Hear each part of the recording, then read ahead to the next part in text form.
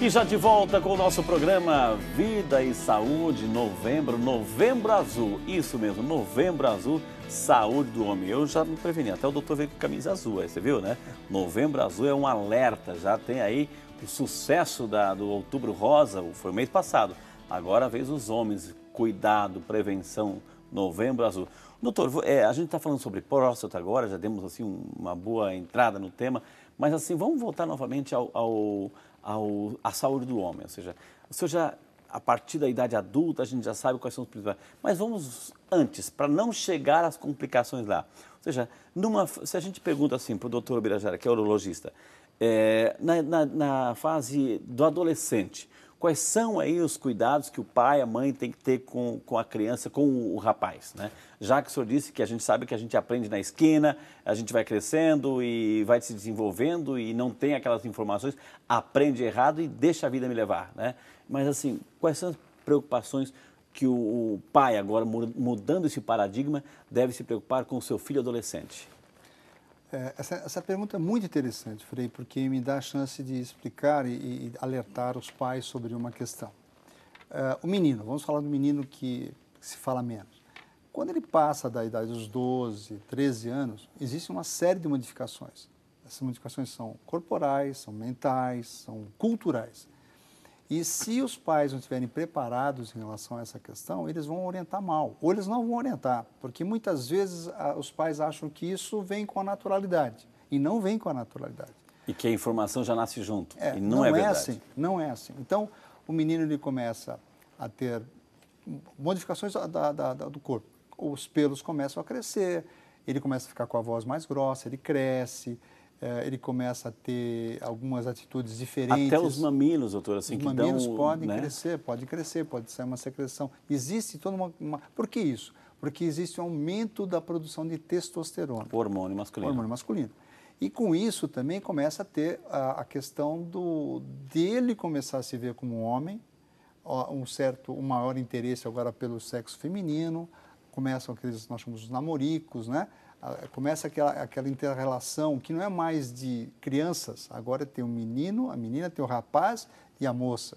Então isso é muito importante, porque começa a produção de esperma, o indivíduo começa a se interessar pelo sexo oposto, como eu falei. E junto com isso, além dessas modificações que devem ser explicadas ao rapaz, que ele tem, que é normal, que é natural, que até para um bom relacionamento com o sexo oposto, é interessante que os pais sabem quais são as doenças que podem ocorrer. Então, por exemplo, uma das doenças que, se não ficarem atentos, é fimose. Fimose, o que é fimose? É quando a pele não deixa expor a cabeça do pênis, que é a glande. Então, não consegue sair. Este é um problema que deve ser resolvido. Às vezes sai com dificuldade, ou às vezes é um pouco apertado, não tem problema. Mas quando não consegue sair, é a fimose verdadeira. Por que isso? Questão de higiene. Esses meninos, se eles não expõem a glande por muito tempo, eles podem produzir um câncer de pênis. Olha só. Dentro dessa área, se ele não conseguir fazer uma boa higiene. Porque começa a ser a produção do esmegma, que é um tecido mais esbranquiçado, gorduroso, e esse tecido, essa secreção, ela pode produzir um trauma interno e produzir o câncer de pênis. A outra coisa importante é a possibilidade de câncer de testículo. Câncer de testículo, a maior incidência é entre 20 e 40 anos. Então, é um indivíduo jovem. Como é que se vê isso? Palpando o testículo. A gente orienta que o jovem, durante o banho, vá lá e palpe os testículos. E qualquer modificação na textura, na consistência, procurar um médico, porque endurecimento dos testículos pode ser câncer de testículo. E a gente acha que quando o indivíduo tem câncer, ele tem o estado geral comprometido. Às vezes não, são indivíduos jovens, fortes, fazem ginástica e eles têm o testículo um pouco endurecido. Você nunca pensa que é câncer aquilo, mas isso tem que ser pensado e deve ser feito o exame, porque pode ser um câncer de testículo. O senhor falou algo interessantíssimo, doutor, a questão da fimose. Voltando um pouquinho à questão da fimose, assim, é claro que o menininho, até um certo da idade, enfim, a mamãe vai dar o baninho, ele vai lá ficar peladinho, etc, etc. A mãe pode vai trocar fralda, vai trocar isso aqui, enfim, né? Mas depois ele vai crescendo, ele já não deixa mais, ele já tem o amiguinho, ele sente isso, aquilo, até o pai já começa a fazer piadinha, etc, etc. Ou seja, aí ele esconde, já se esconde, ele mesmo vai tomar banho, ele mesmo vai se trocar, a mãe já não participa mais, menos o pai né, entendeu? Já não participava antes, nesse momento. Ou seja, e a criança vai crescendo com essa fimose. Como é que isso tem que ser visto lá atrás, a mamãe, quando a criança é pequena? Que idade que a mamãe começa assim, tem que já fazer o trabalho de mostrar a cabecinha do pênis, doutor? Frei, eu costumo dizer que a mãe, por ser protetora, ela interfere nisso. Mas muitos meninos não querem falar com a mãe, eles querem falar com o pai, que eles se identificam mais com o pai. E sabem que o pai tem um órgão parecido com o deles. Mas aí entre a mãe, como ela talvez veja que o pai ela tem que fazer ausente, intermediação. Ela faz intermediação. Isso pode ser uma coisa ruim. E a gente previne muito bem que o contato tem que ser do pai. E então, a função da mãe nesse momento para o menino é incentivar o pai a perguntar para o menino. A mãe, já que o menino já não vai mostrar o pintinho lá para a mamãe, enfim, então a mamãe tem que falar, olha, fulano, verifica lá, vai cuidar, porque, entendeu? Agora é a tua vez de agir. É isso que a mãe tem que fazer, doutor? É isso mesmo. Né? Por quê? Porque o homem, bem ou mal, ele teve uma experiência, a dele. Então, é pouco, mas se ele não teve nenhuma experiência, pelo menos a dele pode passar para o filho e já é alguma coisa. Agora, se a mãe, normalmente ela não sabe o que é a fimose, a dor que dá, porque a glande ela é muito sensível, então na hora de lavar aquilo machuca, dói. O pai sabe. Então nós preconizamos que o pai assuma isso. Às vezes a gente percebe o pai trazendo o filho ao médico quando tem alguma dúvida. Isso é interessante, a gente reforça que isso aconteça. Né? E é importante essa ligação porque alguma vez, Frei, já te passou pela cabeça do pai levar a menina no ginecologista? Pois é, já é muito mais... É muito mais a mãe. Por que o pai não pode levar o menino ao urologista? Né? E por isso que a gente alerta essa questão, essa ligação. E é muito interessante quando a gente vê o menino conseguindo se abrir para o pai. Porque ele é mais fácil de se abrir para o pai, problemas seja quais forem na esfera sexual, do que com a mãe. Né? Exato. Né? Então, e a mãe às vezes insiste um pouco, porque vê o pai ausente. Olha, então aí está lançada a campanha, mudança de paradigma, você que tem o seu filho aí, seu filho está lá com os seus 8, 9, 10 aninhos, etc., já toma banho sozinho, etc., etc.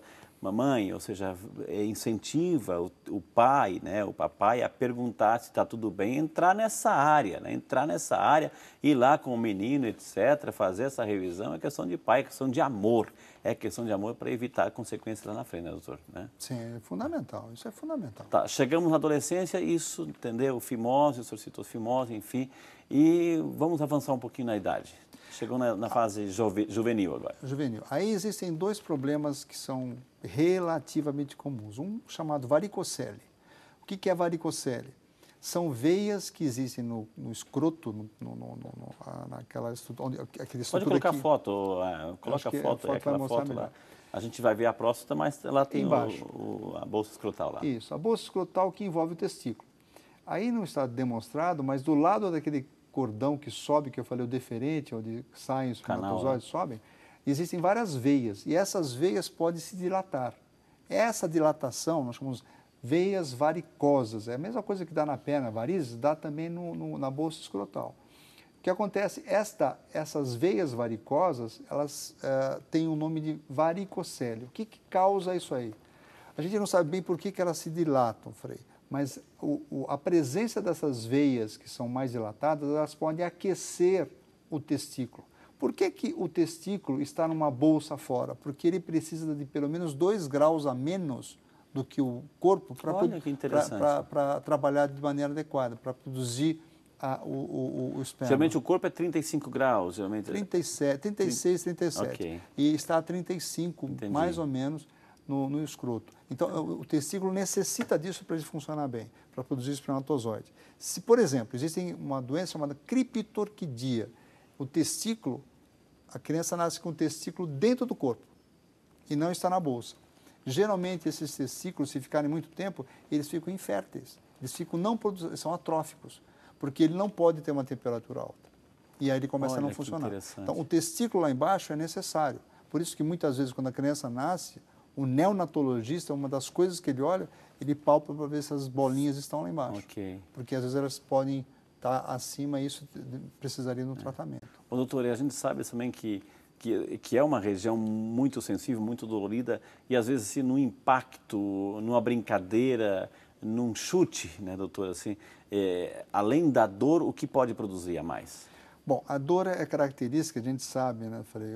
Quando você tem um trauma no testículo, o lugar de dor é no abdômen. Por que é no abdômen? Geralmente o indivíduo, Olha quando que interessante. ele cai e põe a mão no abdômen. Às vezes a gente vê isso no futebol acontecer. Por que dói o abdômen, geralmente? Porque a origem do testículo é do lado do rim, lá em cima. E ele desce... Mostra a foto de novo, mostra a foto de novo. Vamos aqui tudo visualizando aqui, olha lá. Aqui a gente não consegue ver, o testículo já está na região. Mas quando ele, no embrião, o testículo está lá em cima, perto do rim. E ele vai descendo à medida que o feto vai se desenvolvendo. Chegando na 28ª, 30ª semana, ele se aloja no escroto. Mas ele começa lá em cima. Olha que interessante. Então, quando ele desce toda a inervação, a vascularização desce junto.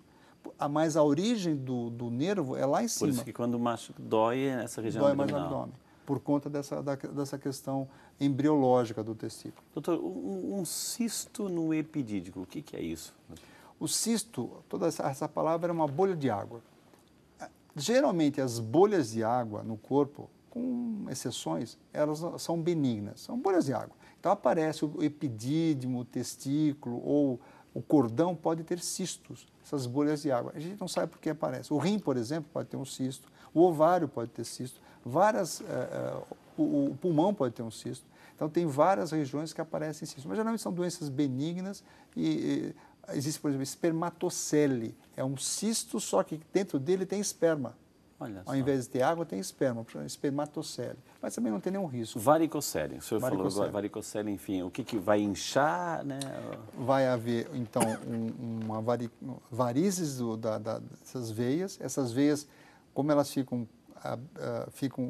têm um sangue contido nelas, aumenta a temperatura do testículo e o testículo passa a funcionar mal. E aí o que acontece? Ele começa a ter infertilidade. Então é o jovem que vai fazer, por exemplo, espermograma por alguma razão, aos 20 anos, e já tem nível baixo de fertilidade. E a gente vai ver ele tem uma varicocele. Opera essa varicocele, trata e resolve o problema de fertilidade. Então, são esses dois quadros importantes, a varicocele e o tumor de testículo, que a gente vê aos 20, 25 anos. Agora, doutor, assim, a gente citou já na fase adolescente, na juventude, o crescimento da glândula mamária do homem, enfim, da mama, enfim.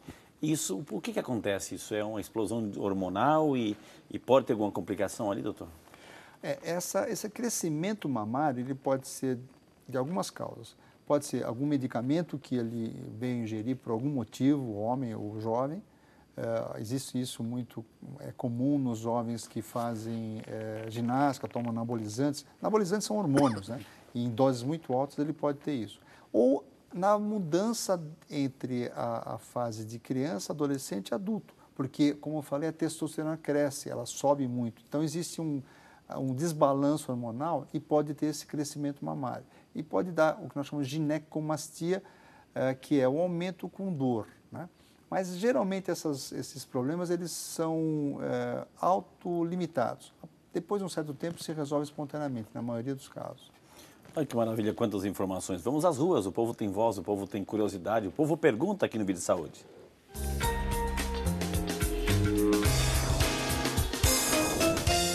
Eu estou aqui com um taxista, Francisco, que também quer tirar uma dúvida sobre o câncer de próstata. Diz aí, qual é a sua dúvida?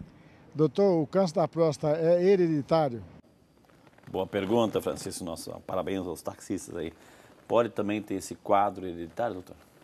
Francisco, sim. Nós sempre orientamos para quem tem parentes com câncer, né, pai, tio, para que procurem. Para você ter uma ideia, se você tiver o pai com câncer, a sua chance é 3 vezes maior de ter. Se tiver um pai e um tio, sobe para 9 vezes. Olha só. Então, tem uma incidência familiar e hereditária. Talvez alguma questão genética não bem definida, mas que existe uma incidência maior em famílias, tanto de câncer de próstata como câncer de mama também. Isso é válido para os dois. Talvez porque sejam cânceres que são influenciados pela questão hormonal. A gente não sabe muito bem porquê, mas são muito parecidos, né? Mas a resposta é sim, existe uma incidência familiar maior. Ô, doutora, ok, se questão hereditária, o pai, o avô, o filho, etc. Mas, de repente, não tem um filho, tem a filha. A filha vai crescer, enfim, vai nascer o netinho. O netinho pode ter? Qualquer relação que exista sanguínea entre os familiares podem ter. Inclusive, assim, se, por exemplo, você teve um parente com câncer de mama, tia, por exemplo, uma avó com câncer de mama, a sua chance de ter câncer de próstata é maior. Existe uma incidência cruzada. Doutora, a gente sabe também que a questão, muitos têm essa prática da vasectomia. O uso dessa prática pode diminuir ou aumenta, ou não existe relação, doutor, da incidência de câncer de próstata? Essa relação foi muito especulada por muitos anos, Frei, a questão de vasectomia com câncer de próstata. Não se descobriu nada de relação forte entre uma coisa e outra. Então, portanto, a ideia é que nós... Existem outras indagações, por exemplo, atividade sexual. Será que o indivíduo que tem mais atividade sexual tem mais câncer de próstata? Não se viu isso. O indivíduo que tem pouca atividade sexual e câncer de próstata também não tem nenhuma ligação forte. Vasectomia também não tem ligação forte. Então, essas perguntas que geralmente surgem, né, em relação a câncer de próstata, não. Esses hábitos parece que não têm muita ligação com o câncer de próstata. Agora, doutor, tem algum tipo de câncer ou câncer na próstata, ele pode causar uma certa impotência, doutor? Por si só, o câncer prostático não leva à impotência. Não existe isso. O que existe é o tratamento do câncer prostático, né, que seria a cirurgia, a radioterapia, algumas outras coisas que nós vamos discutir, pode levar a alguma disfunção erétil, algum caso de impotência. Mas, por si só, a doença não causa impotência. Ô, doutor, o mês passado eu fiz o programa que eu estava dizendo para o senhor, foi sobre câncer de mama, e a gente viu, né, todas as informações. Mas o homem também tem mama. Claro, a incidência é menor, mas pode também um homem ter câncer de mama? E como é que isso se mostra? Que sintoma que apresenta, doutor? A pergunta é muito interessante, Frei, e pode sim, um homem tem câncer de mama também. Não é comum, é raro, câncer de mama é raro. Não é aquela pergunta que o senhor me fez em relação à dor, à secreção, não. Geralmente são algumas feridas que aparecem, ou alguns caroços. O indivíduo começa a sentir uma ferida aparecendo, algum caroço, alguma fixação do mamilo, por exemplo. Existe alguma modificação na estrutura do mamilo ou da mama em si. Isso pode ser um câncer mamário. Não se sabe qual é a causa do câncer. A mulher vai fazer o toque. No homem também pode aparecer algum tipo de nódulo, carocinho, doutor? Pode. Às vezes ele vai sentir uma sensação de um nódulo que aparece que ele não tinha. Ou alguma ferida, alguma úlcerazinha em volta do mamilo. Isso pode denotar câncer mamário. O câncer mamário no homem é uma coisa grave também. Às vezes, assim, geralmente a gente não pega no início, porque o homem não pensa nesse câncer. Às vezes o próprio doutor não pensa nisso, né, que viu o caso. Então, às vezes a gente pega numa fase mais adiantada. A técnica é a mesma, né, doutor, utilizada no tratamento da mulher também no câncer de mama do homem, doutor? É mais ou menos parecida. O tratamento é parecido com a mastectomia, é muito semelhante ao câncer de mama. Olha que interessante, gente. E o sintoma não tem, o sintoma não vai, ele vai apalpar, sentir alguma dor, ele pode ter um nódulo, alguma feridinha, etc., mas sintoma de dor no peito, isso não vai acontecer, doutor? Não são esses sintomas. Geralmente, o paciente começa a sentir alguma coisa diferente, uma fixação, quando ele perceber que manipulava era solto, começa uma fixação, um nódulo ou uma úlcera que não cura. Geralmente é isso. Dor assim no peito ele não sente. Então, o câncer de mama no homem tem essas características um pouco diferentes do câncer da mulher, que às vezes os pequenos nódulos já são detectados. No homem, não. Quando a gente suspeita, às vezes é um pouco mais adiantado do que o câncer de mama na mulher. Mas não custa palpar também, fazer a sua parte, viu? Gente, quantas informações, vou chamar mais um intervalo na sequência, temos muito mais informação aqui para você aproveitar dessa presença maravilhosa, fantástica do doutor Ubirajara, que carinhosamente está aqui hoje, respondendo tudo sobre saúde do homem. Então não perca, daqui um pouquinho a gente volta já com mais informações para você. Vídeo Saúde é seu, volta já sobre você.